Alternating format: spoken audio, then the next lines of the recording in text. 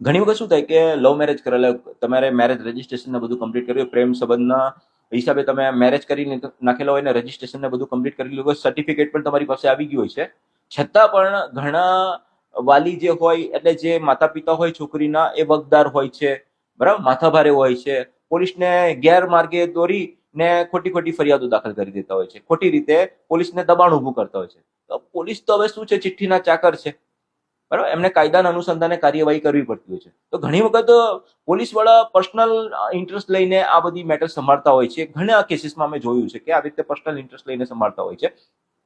તો જ્યારે પોલીસ વાળા આવી રીતે ફોન કરે કે ભાઈ તારે તો પોલીસ સ્ટેશનમાં હાજર જ થવું પડશે, આ પેલી બેન ક્યાં છે, એને લઈને તું આવી જા ભાઈ, તારે હાજર થવું પડશે. હવે એ લોકોનો ટોન એ પ્રકારનો હોય છે જાણે તમે ગંભીર પ્રકારનો કોઈ અપરાધ કરી નાખેલો, કોઈ ગુનો કરી નાખેલો. તો તમને ખ્યાલ છે કે તમે કોઈ પણ પ્રકારનો અપરાધ નથી કરેલો, મેરેજ કરવું કઈ અપરાધની શ્રેણીમાં આવતું નથી, બરાબર. તો તમારે તો આમાં શું શું સ્ટેપ્સ લઈ શકો એ હું તમને સ્ટેપ બાય સ્ટેપ બતાવી શકું. કે પહેલે તો તમારે ગભરાવાની જરૂર નથી. તમારી પાસે બધા કાગળિયા બધી વસ્તુ હોય ને તો શાંતિ રાખવાની, રિલેક્સ રહો, શાંતિથી વાત કરો ને ગભરાયા વગરનું કે સાહેબ તમે કોણ બોલો છો, બરાબર, કયા પોલીસ સ્ટેશનમાંથી બોલું છું, તમારું નામ શું છે, આ ડિટેલ્સ પહેલા પૂછી લેવાની છે. બીજું કે જેવો એમનો ફોન કટ થાય ને ત્યારે એમને કહેવાનું કે એટલે એમને કંઈ પણ દેવાનું હોય છે કે ભાઈ હું તમને મેરેજ સર્ટિફિકેટ મારું વોટ્સઅપથી તમને મોકલી આપું છું, જે નંબરથી તમે ફોન કરેલો છે એના પરથી તમને મારું મેરેજ સર્ટિફિકેટ મોકલી આપું છું. ને જેવું ફોન કટ થાય ત્યારે તમારે મેરેજ સર્ટિફિકેટ મોકલી આપવાનું. અગર એમનો વોટ્સઅપ નંબર નહીં હોય તો કુરિયરથી ડાયરેક્ટ મોકલી આપવાનો. કદાચ એ લોકોને મળી પણ ગયું હોય તો પણ એ સ્વીકાર કરતા નથી હોતા કે મને મેરેજ સર્ટિફિકેટ મળેલું છે કે શું છે. તમે જે તે સમયે છોકરી પાસેથી જે કે એફિડેવિટ કરેલા હોય એ પણ મોકલી દેવાનો હોય છે. એ શાંતિથી સમજાવવાનું છે કે ભાઈ મારા કાયદેસરના લગ્ન થયા છે, મેં કઈ ગુનો અપરાધ કરેલો નથી.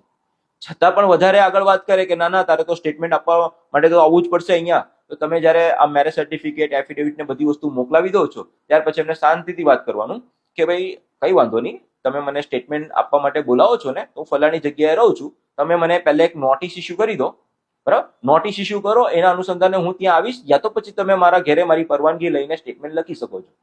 બાકી હું ત્યાં આવવા માટે બંધાયેલો નથી, ઠીક છે, આ વસ્તુ તમે કહી શકો છો.